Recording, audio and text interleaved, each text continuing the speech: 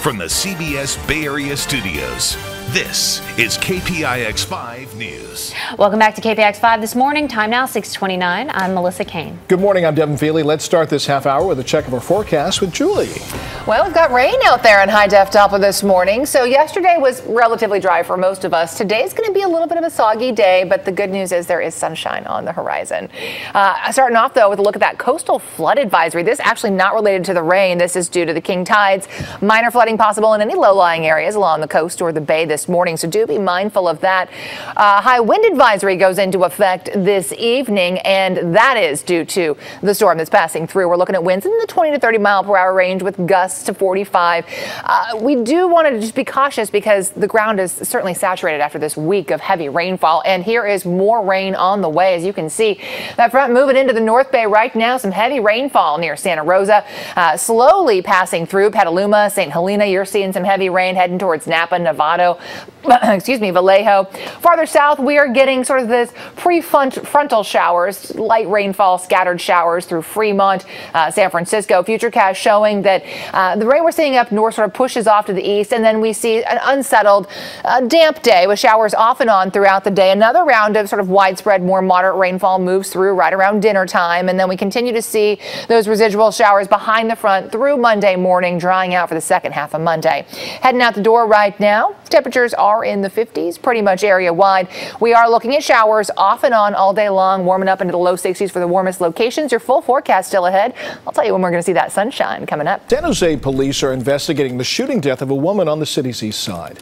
Officers found that woman dead yesterday afternoon on a home on Clyda Drive near Doburn Avenue. Police say the woman had at least one gunshot wound. Now, so far, the victim's name has not been released and no suspects have been identified. In Marin County, the California Highway Patrol is looking into the death of a bicyclist who was struck and killed on US 101. It happened about 7:30 last night in Corte Madera near Madera Boulevard. Investigators say the victim, a man in dark clothing, had been weaving in southbound traffic lanes before he was hit by at least one vehicle. The incident closed all southbound lanes at the scene, but they're back open again this morning.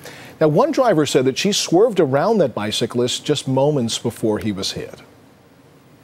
All of a sudden, our lights picked up some metal, and so we had about a second to put on the high beams, and up came a bicyclist, a gentleman, tall, thin, who was making his way across all four lanes of traffic very slowly, just came right out. What is not clear this morning is why that man was riding his bicycle on the highway.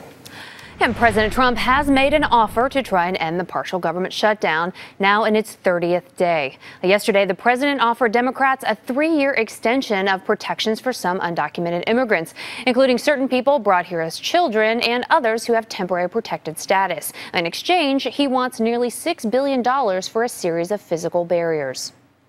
To physically secure our border, the plan includes $5.7 billion for a strategic deployment of physical barriers, or a wall.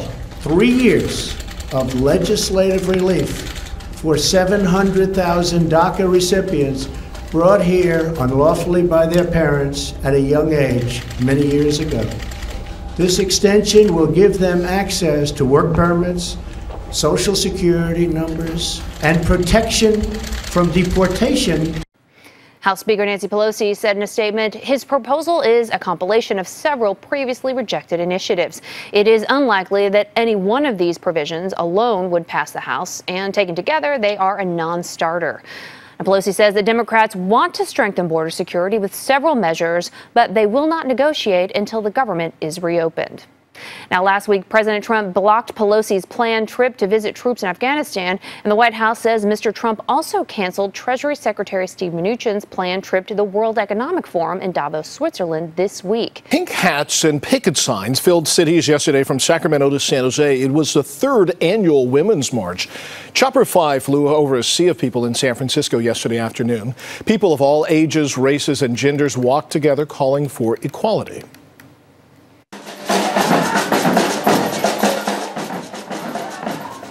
The annual march made its way from the Civic Center Plaza down to Market Street to the Embarcadero.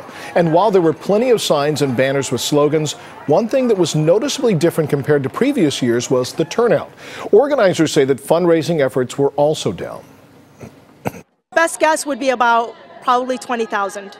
Short. Yeah. Just to cover the bare bones. To cover the bare bone costs. I'm a little perplexed as why the turnout here is less than other years. About 110,000 people took part in the first Women's March. This year, organizers expected about 60,000, but we only saw about half of that. And the San Francisco Police Department is facing a lawsuit over a mistaken raid on a couple's home. Now, we told you the story of Rick and Shannon Garcia about a year ago. Now, officers burst through their door early one morning in 2017, ransacking the house and hauling Rick Garcia off to the Taraval police station. Now, Shannon Garcia had just gotten out of the shower when police told her that they suspected Rick's iPhone was part of a recent theft of hundreds of devices. But she was able to produce a receipt for the phone, and Rick was released. Now Garcia and his wife are suing the SFPD for physical and emotional injuries. Police say they can't comment on the pending litigation. UC Davis now says that an emergency warning system failed last week when a barrage of bullets was fired, killing a police officer just blocks from campus. Now, minutes after Officer Natalie Corona was gunned down, there were reports that the shooter was seen on campus. An emergency shelter-in-place warning was supposed to be sent to the entire school, but it never happened. A UC Davis police dispatcher had problems trying to activate that warning system. Technology isn't perfect. We're treating this if it was a human error. They're vital. These are critical capabilities that the university should have in terms of messaging to the community. The Warn Me system, which sends out the alert, says it takes full responsibility for that failure. The high-tech system cost more than $60,000. And an extraordinary lunar eclipse in the night sky tonight. It's called a super blood wolf moon. And astronomers say the moon will look a little bit bigger and brighter than usual tonight because the Earth's shadow will be casting a red glow over the moon's surface. And we'll see a little nibble being taken out of the full moon. It'll become a bigger and bigger bite until about 8:41 when totality begins. And that's when the moon is completely inside the shadow and looks red. The entire event will last about 3 hours, beginning at 7:31 tonight and ending at 10:50. All right, hang in there. It gets better. All right. Thank you for joining us this morning.